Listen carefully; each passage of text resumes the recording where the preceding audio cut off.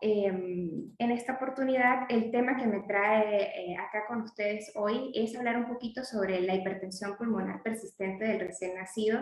Y pues vamos a hacer un pequeño desglose de todo lo que significa la patología, las manifestaciones clínicas, la patogenia, el tratamiento y por supuesto el enfoque que como enfermeros debemos darle a estos pacientitos.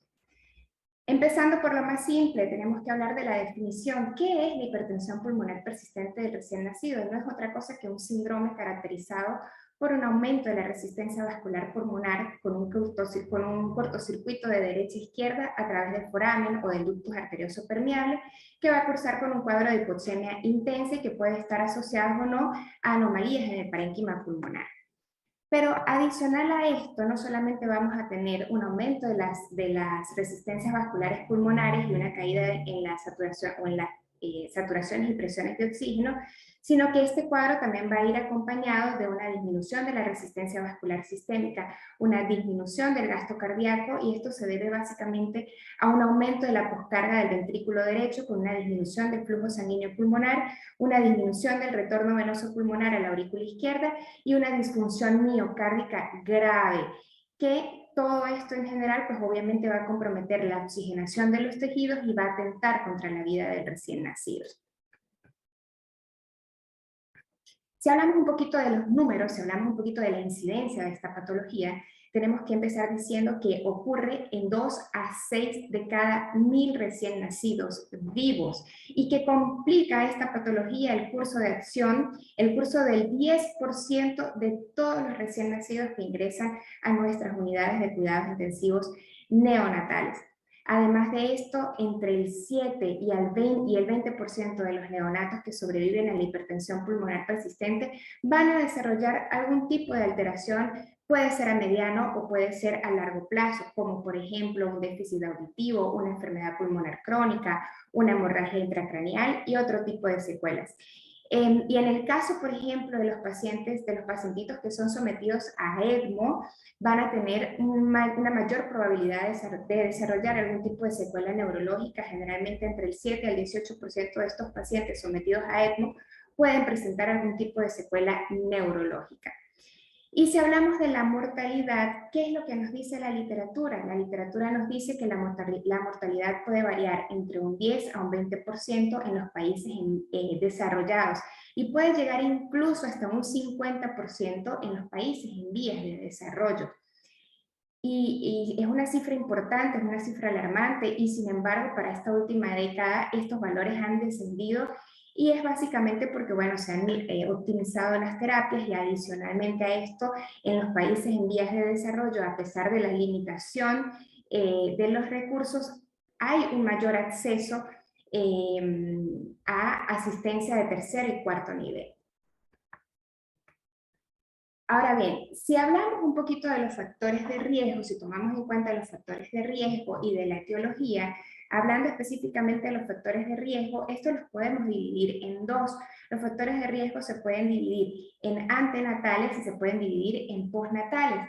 Y dentro de los factores de riesgo para esta enfermedad en particular, antenatales, tenemos, por ejemplo, madres con un aumentado índice de masa corporal, madres diabéticas, madres asmáticas o con un bajo nivel socioeconómico.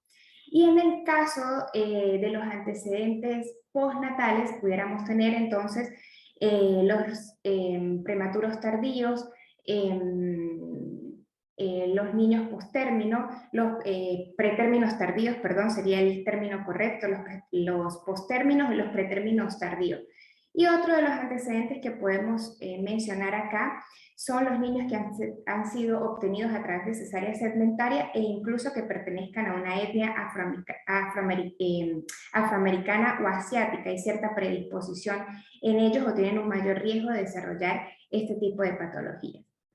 Ahora, si hablamos de la etiología de la hipertensión pulmonar persistente se puede clasificar en 3 categorías.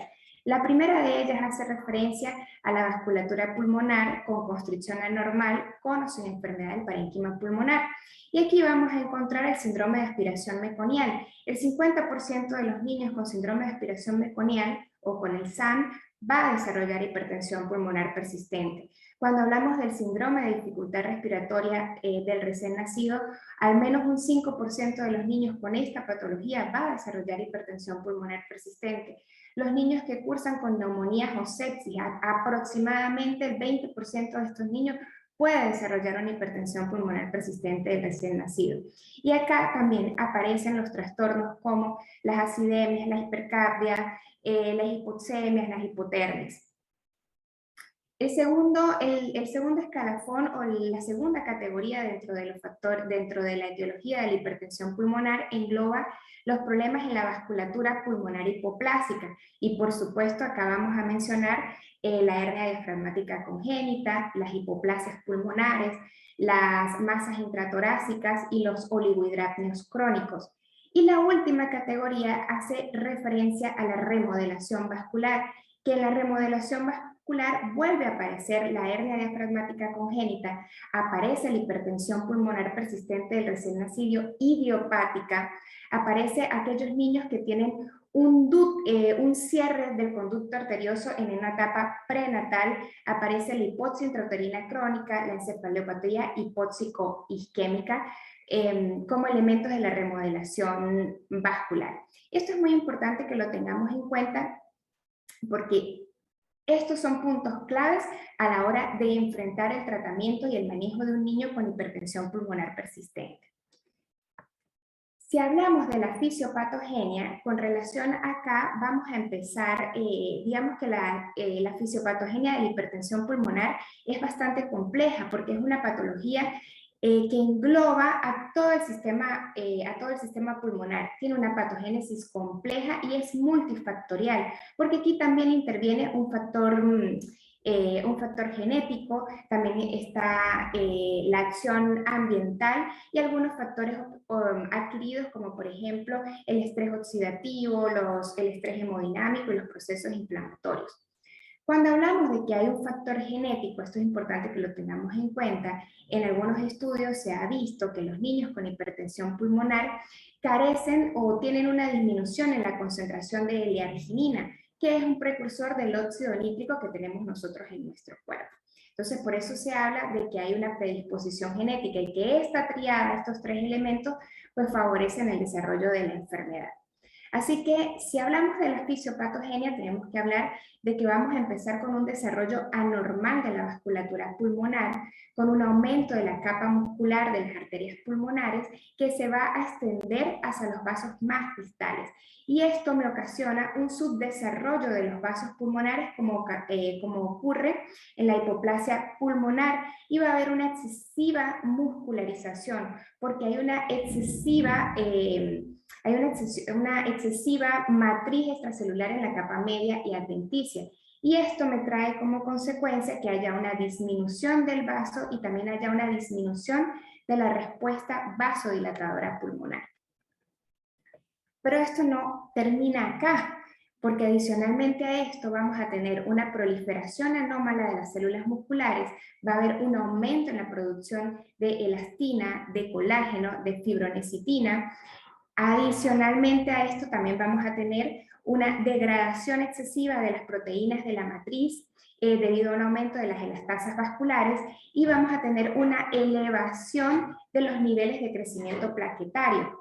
Y para completar el cuadro vamos a tener una disminución de los receptores de membrana beta-adrenérgicos y de la actividad del adenilato ciclasa. Además de lo que ya hemos mencionado, los niños que cursan con esta patología muestran un desequilibrio entre los agentes vasoactivos, es decir, entre la endotelina, entre el óxido nítrico y su precursor, que es la L-arginina. Y vamos a ver, o lo que se ha visto, es que también aparecen microtrombos en los vasos pulmonares, sobre todo en los casos de los niños con hipoxia intrauterina. Y también estos microtrombos también se ha visto en algunos casos de niños que tienen líquido amniótico tenido de meconio. Digamos que en algunas investigaciones, cuando se habla de la hipertensión pulmonar idiopática, hace mucha referencia que mucho de todo, que mejor dicho, que la causa de muchos de estos procesos fisiopatogénicos tienen que ver con la hipoxia. Y esto para llegar a esta conclusión se están apoyando mucho en datos experimentales que se han obtenido en ratas y lechones de laboratorio. Así que como vemos, la fisiopatogenia de la enfermedad es bastante compleja y tiene muchas aristas o muchos puntos a tratar. Ahora bien, si nosotros hablamos del diagnóstico, fíjense que en el diagnóstico hablamos de que para hacer el diagnóstico, ¿con qué nos podemos encontrar? Generalmente lo que nosotros podemos observar es un niño con un cuadro de dificultad respiratoria de leve a mínimo, pero que el cuadro de dificultad respiratoria, lo que nosotros observamos, no contrasta mucho con la situación grave de hipoxemia, por lo que nos refleja la paraclínica. Y lo siguiente que vamos a ver, y que aquí generalmente las enfermeras somos los que damos la voz de alerta, y es que ante acciones, digamos, cotidianas, como el cambio de pañal, como cambios de posición, como el llanto, por ejemplo, la colocación de algún dispositivo invasivo, de algún acceso vascular, estos niños tienen una gran labilidad en la oximetría. Entonces ya cuando uno empieza a ver este tipo de comportamientos, pues ya a uno le hace pensar de que pudiéramos estar ante un niño que está desarrollando una hipertensión pulmonar persistente. A la auscultación podemos encontrar ruidos cardíacos anómalos y la tensión arterial sistémica puede estar disminuida. Sin embargo, estos signos no son patognomónicos de la hipertensión pulmonar persistente, porque hay otras patologías que cursan con la misma sintomatología, así que se necesita realizar estudios complementarios para determinar si sí o no es el diagnóstico de ese pacientito que estamos manejando en ese momento. Así que dentro de las pruebas complementarias tenemos las pruebas de hipoxemia, las pruebas de hiperoxia, la prueba de hiperoxia hiperventilación, la prueba de presión arterial de oxígeno, de saturación de oxígeno preductal y postductal, y el índice de oxigenación. El índice de oxigenación es una prueba sencilla, es una prueba fácil que nos permite medir, es un marcador sencillo de calcular de la función pulmonar, y entre más elevado pues sea el índice de oxigenación, pues mayor será la insuficiencia respiratoria. La particularidad con estas pruebas es que tienen una poca sensibilidad y una poca especificidad. Y en el caso particular de la prueba de hiperoxia e hiperventilación, es una prueba que está en desuso prácticamente, que ya no se recomienda con tanta frecuencia, y es por los daños deleterios que trae al recién nacido. Exponemos al niño a un riesgo importante de desarrollar un barotrauma o un volutrauma. Así que por eso este tipo de pruebas ya no está digamos que no es una recomendación 1A. Así que el gold estándar para desarrollar o para diagnosticar la hipertensión pulmonar persistente del recién nacido, pues es el ecocardiograma. De hecho, la definición de la Organización Mundial de la Salud así lo establece cuando define la enfermedad, y la define como presiones sistólicas de la arteria pulmonar mayores a 30 milímetros de mercurio.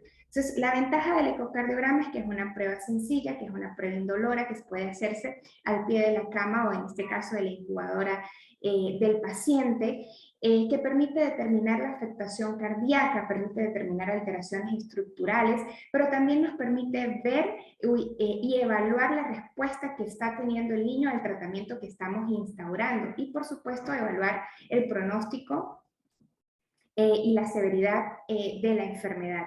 Y una de las cosas más maravillosas es que es una prueba no invasiva y por lo tanto pues menos traumática. Ok, otros de los elementos cuando hablamos nosotros del tratamiento, o mejor dicho, pasando ahora a hablar un poco sobre el tratamiento, como vimos en la fisiopatogénesis, la hipertensión pulmonar es multifactorial, son muchos elementos que participan en su desarrollo. Y en el tratamiento sucede lo mismo. Para instaurar el tratamiento de estos niños tenemos que observar algunos elementos que son claves, como por ejemplo, cuál es la edad gestacional del niño, cuál es el estado clínico y el estado general de salud de ese bebé, ¿Cuál es el antecedente médico? ¿Estamos ante un SAM, ante un síndrome de estrés respiratorio? ¿Tenemos alguna patología concomitante? Y que la hipertensión pulmonar sea secundaria a esta, por ejemplo. ¿Cuáles son los mecanismos etiológicos y fisiopatológicos que están involucrados? ¿Cuál es la gravedad? ¿Cuál es la severidad? ¿Cómo está tolerando el bebé los medicamentos, los procedimientos y las terapias que estamos instaurando? Y no por último, vamos a catalogarlo como menos importante, por el contrario, es la información a los padres. Que los padres sepan y comprendan el proceso de la enfermedad, del tratamiento que estamos instaurando, escuchar su opinión, escuchar sus preferencias es fundamental. Entonces, estos son como algunos elementos claves a la hora de instaurar el tratamiento, por un lado. Pero por el otro, está demostrado y se ha estudiado y ha quedado más que esclarecido que la morbilidad o el agravamiento de la hipertensión pulmonar se debe a tres causas fundamentales. Por un lado, tenemos una inadecuada monitorización de la saturación de oxígeno, por el otro tenemos un uso inadecuado del respirador mecánico y en tercero tenemos el mantener al niño, por un lado, puede ser en un cuadro de hipoxia o en un cuadro de hiperoxia. Ninguno de los dos extremos son buenos. Sabemos que la hipoxia es un potente vasoconstricción, pero hoy en día también sabemos que mantener FiO2 elevadas por arriba, FiO2 elevadas sobre 100%, no solo no es beneficioso, sino que también aumenta la vasoconstricción y que disminuye la respuesta del óxido nítrico. Así que el manejo adecuado de estos tres puntos va a garantizar una disminución en la morbilidad, una disminución en la mortalidad y por supuesto vamos a disminuir las secuelas que ese niño pueda presentar en su vida una vez que está fuera de la unidad de cuidados intensivos neonatales. Así que como principios generales del tratamiento de la hipertensión pulmonar tenemos primero intervenciones mínimas. Esto es indispensable y acá la acción de enfermería es crucial. En nuestras unidades debemos desarrollar protocolos o manuales de intervenciones mínimas. Esto es fundamental y sobre todo que todo el equipo que participe, que trabaje en la unidad, se adhiera y las cumpla. Médicos, enfermeras, fisioterapistas, terapistas respiratorios, todos aquellos involucrados en la atención de los recién nacidos deben conocer el protocolo, deben dominarlo y deben concientizarlos y estar dispuestos a cumplirlo. Otro punto fundamental es mantener un ambiente térmico neutro. El balance hídrico también es crucial y prevenir o corregir las alteraciones metabólicas. Y acá hacemos, digamos que un paréntesis, porque en el caso del aporte hídrico, pues este se debe calcular, digamos, valorando, por ejemplo, el peso del niño, el balance hídrico cada 4, cada 6 horas o por turno de enfermería, como está establecido, la anatremia, la presión venosa central, la tensión arterial, la diuresis, la densidad urinaria, entre otras. Y en el caso del balance hídrico siempre vamos a buscar o siempre vamos a tender a llevarlo a un balance hídrico negativo, pero sin agotar el volumen intravascular. ¿Qué quiere decir esto? Que no necesitamos deshidratar al niño, simplemente llevarlo a un lado negativo sin llegar al extremo de deshidratarlo. Otro punto crucial es, debemos garantizar en estos niños la sedación y la analgesia, sobre todo la analgesia, con estrategias farmacológicas y no farmacológicas cuando hacemos intervenciones terapéuticas en ellos y sobre todo procedimientos dolorosos. Y en los casos más severos, pues puede haber la necesidad de contemplar la parálisis muscular. Y tomando en cuenta las patologías concomitantes o la patología, digamos, que desencadenó la hipertensión pulmonar o que antecedió a la hipertensión pulmonar, como el síndrome de distrés respiratorio o el SAM, pues contemplar la posibilidad de administrar surfactante pulmonar. Otro punto importante acá es la oxigenación. Ya veíamos que, o mencionábamos anteriormente, dentro de los puntos claves, pues el uso adecuado del ventilador mecánico, de la ventilación mecánica y pues evitar los dos extremos, hiperoxia e hipoxia. Entonces acá hablamos de mantener una oxigenación adecuada y para yo Mantener una oxigenación adecuada, tengo que empezar con algo simple. Primero tengo que verificar que mis equipos estén funcionando adecuadamente e instaurar un monitoreo. Eso también lo mencionamos dentro de las fallas que ocurren, que ocasionan la morbilidad de la hipertensión pulmonar. Un monitoreo óptimo de la saturación de oxígeno, y para esto vamos a instaurar un saturómetro preductal y otro postductal.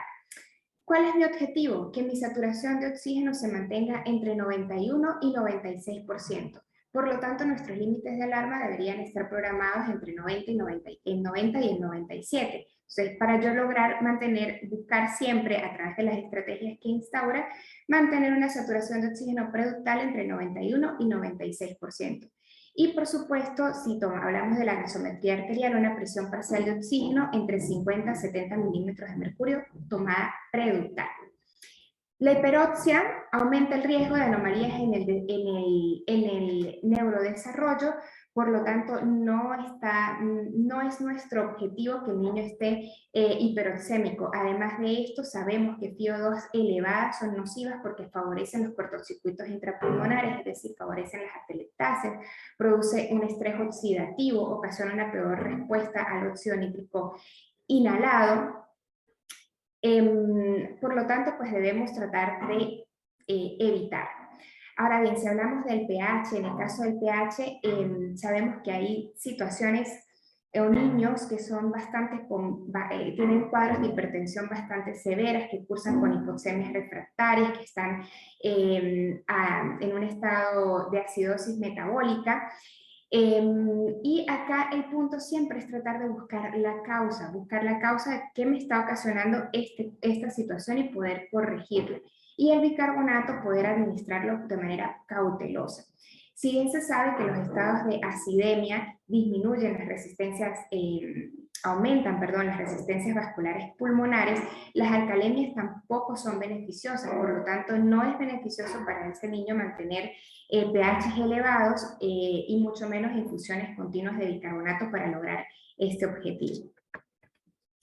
Así que hablando y continuando con el soporte ventilatorio, la ventilación alveolar óptima la pudiéramos obtener ¿cómo? Ya lo habremos mencionado. Mi objetivo debe ser mantener una saturación de oxígeno preductal entre 91 y 96%. Y una presión parcial de oxígeno entre 55 y 70 milímetros de mercurio. Y mi pH debería tratar de mantenerlo entre 7,25 y 7,30 y la presión de dióxido de carbono entre 45 y 50 milímetros de mercurio. Ese es como mis objetivos al instaurar una terapéutica o instaurar un soporte ventilatorio. Ahora bien, ¿qué pasa cuando yo estos objetivos no lo logro? Generalmente cuando mantengo saturaciones preductales por debajo de 88% y que las presiones parciales de oxígeno están por debajo de 45 milímetros de mercurio. ¿Qué es lo que se ha visto o qué es lo que han mostrado los estudios que se han hecho? Que generalmente tenemos un PIB muy pobre, ¿sí? Para la condición clínica, o estamos manejando al niño con presiones inspiratorias máximas y con tiempos inspiratorios muy prolongados. Y esto pues ocasiona que haya una disminución en el flujo sanguíneo pulmonar y en el retorno venoso del corazón. Entonces, por lo tanto, vamos a necesitar hacer un ajuste de los parámetros ventilatorios.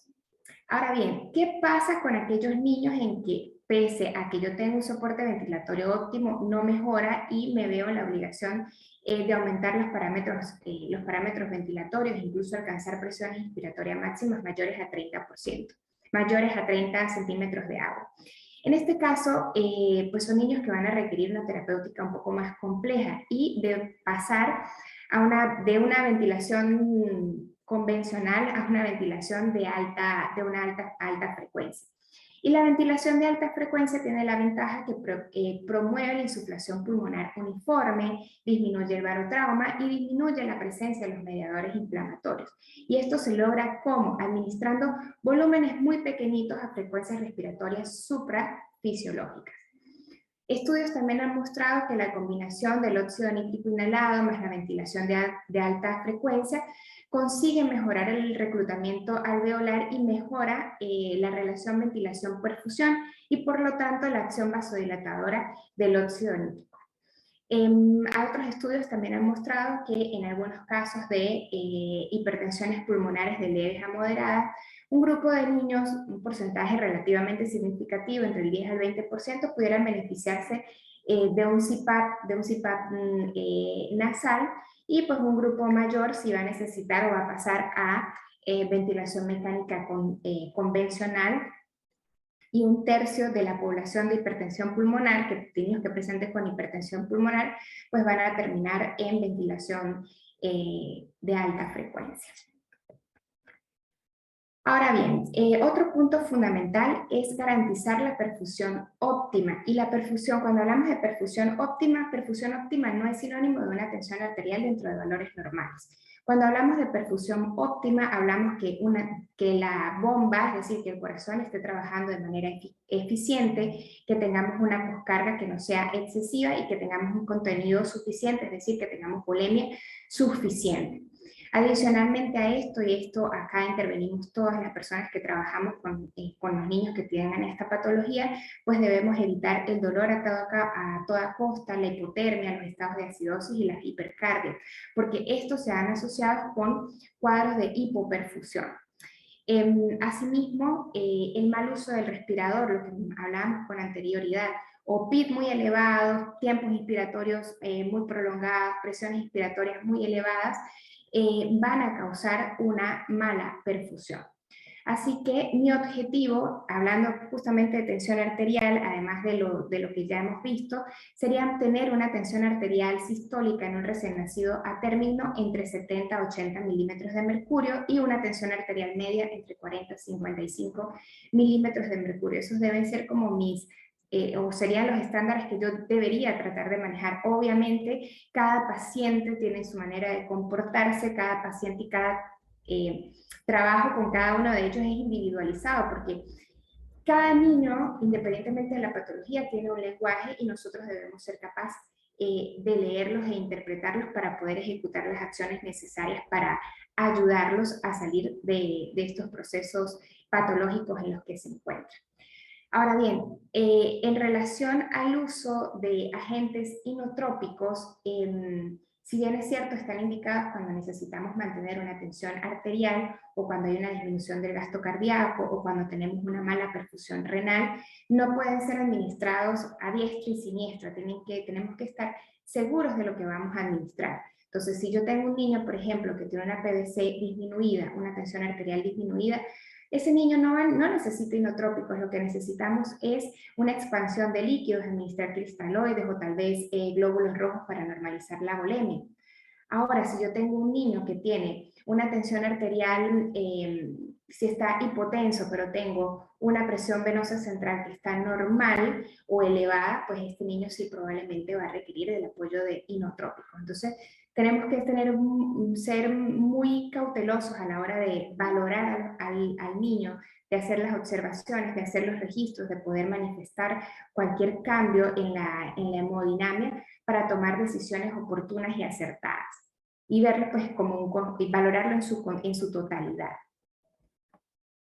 Dentro de los tratamientos instaurados que han mostrado los tratamientos medicamentosos, digámoslo así, que han demostrado tener efectividad en esta patología, tenemos por un lado el sildenafil, que es un inhibidor selectivo de la fosfodiesterasa.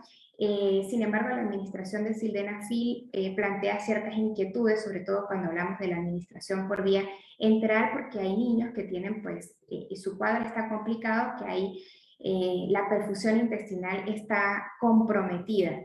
Y se ha planteado la posibilidad de usar sildenafil por vía endovenosa.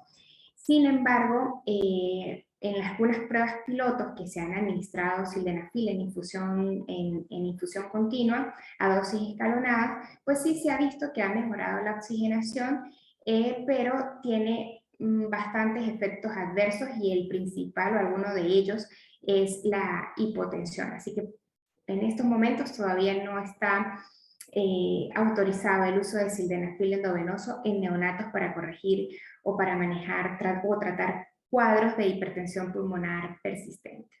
Y en el caso del óxido nítrico inhalado es una terapia que no está disponible para todo el mundo, sobre todo en los países en vías de desarrollo. Son limitados los centros y las unidades con que cuentan con este recurso. Por eso también desde el punto de vista, no sé si la palabra sería la correcta, desde el punto de vista ético, pues hay muchas discusiones con relación al uso del sildenafil o no, pero pues en muchos consensos se recomienda usar sildenafil cuando no tenemos acceso al óxido nítrico inhalado. Y el óxido nítrico en particular pues es una molécula que está presente en nuestro organismo y es una de las moléculas más importantes que se encargan de la regulación de la presión y el flujo sanguíneo vascular, y que cuando se administra de forma inhalatoria tiene un efecto selectivo directo sobre la vasculatura pulmonar, y de allí que sea tan efectivo. La particularidad con el óxido nítrico es que el destete hay que hacerlo de manera escalonada, no puede hacerse una interrupción brusca, porque ¿qué se ha visto cuando se hacen interrupciones bruscas del óxido nítrico? Que hay un efecto rebote, entonces incluso un efecto rebote incluso mucho más con cuadros de hipertensión mucho más severos. Así que la recomendación es siempre hacer un destete escalonado. Con relación a las nuevas terapias, aparecen nuevos medicamentos en el mercado, algunos muy costosos como el bocetano, las prostaciclinas, son nuevas terapias alternativas, pero que han mostrado tener efectos positivos en el manejo de la hipertensión pulmonar, pero son costosas. La milrinona también es un vasodilatador inotrópico que ha mostrado tener cierta efectividad en el manejo de hipertensiones pulmonares persistentes, pero que ocasiona una importante hipotensión sistémica. Ahora bien, si hablamos de los cuidados de enfermería, tenemos que ofrecer en este caso individualizar cada paciente. Cada niño tiene su propio lenguaje y nosotros tenemos que aprender a interpretarlos, tenemos que brindar una asistencia individualizada y de continente e irlos conociendo para poder saber cómo estimularlos, con qué lo vamos a estimular, si vamos a usar estimulaciones auditivas, visuales, la voz de mamá, el olor de mamá, por ejemplo, y sobre todo manipularlos de manera lenta, suave, conteniendo sus miembros, con mucho, mucho amor, con todo el amor que a usted le brota del corazón. Bueno, así usted va a tratar y a manipular a ese bebé. Y debemos tomar en cuenta algunos puntos. Uno de ellos es el ruido. Debemos evitar el ruido excesivo. Los ruidos fuertes y agudos dañan de manera permanente las estructuras auditivas, además de que los sobreestimulan y los estresan. Así que cierren las puertas de la incubadora con mucha precaución, de forma delicada. No apoye objetos sobre la incubadora, no golpee la incubadora, disminuya los límites de alarma de la incubadora, las impresoras, también cualquier equipo que produzca ruido, llévenlo a su mínima expresión. Sabemos que a nosotros nos gusta escuchar música para trabajar, o a algunos nos gusta, bueno, colóquese audífonos, pero no ponga música muy elevada dentro de la unidad, porque esto no favorece el neurodesarrollo del niño, por el contrario, lo sobreestimula. Con relación a la luz, podemos usar mantas que cubran las incubadoras. Las mantas no solamente disminuyen o atenúan la intensidad de la luz, sino también disminuyen el ruido. Ahora alguien me va a decir, pero a ver, Joa, necesitamos observar al niño. Bueno, entonces no cubra toda la incubadora, pero al menos garantice que la zona de la cara esté cubierta por la manta para que no le dé una incidencia de la luz directa a ese bebé. Y si necesitamos hacer algún procedimiento, pues traigamos o tengamos en nuestras unidades lámparas de luz individual, cuello de cisne, cuello de ganso, le dicen en algunos lugares, pero siempre que la luz no le dé directo en el rostro y menos directo a los ojos. Con respecto a las posturas, siempre anidemos a los niños, contengamos a los niños, usemos niditos a que sean acolchaditos. No permitamos que tengamos niños sin fronteras. Decía mi profesora, niños tipo Divino Niño Jesús, que son así con las manitos abiertas y piernas abiertas. No, recojamos al niño, mantengamos las extremidades alineadas, ¿sí? Siempre cerca de la línea media. Sabemos que los niños con hipertensión pulmonar es muy difícil hacer los cambios de posición, pero cuando podamos hacerlo, empecemos a moverlos, y si necesitamos colocarlo en decúbito prono para mejorar la oxigenación y mejorar la ventilación, tomemos en consideración, tomemos en cuenta que una de sus manitos quede cerca de la boca para que él pueda succionar y autoconsolarse. Otro punto a tomar en cuenta es el ambiente térmico neutro. Esto ya lo habíamos mencionado con anterioridad, es fundamental. Cuando nosotros garantizamos un ambiente térmico neutro, disminuimos el consumo de oxígeno, ayudamos al niño a mantener la energía y disminuir los requerimientos de líquidos que pueda tener. En el caso de los cuidados de la piel, sabemos que el niño con hipertensión pulmonar, pues probablemente por un tiempo vamos a tener una limitación en la movilidad, y para ello, si sabemos o detectamos que van a haber zonas de roce o puntos de presión, pues colocarles apósitos para evitar que la piel se lesione. Asimismo, este tipo de niños pues generalmente tienen múltiples accesos.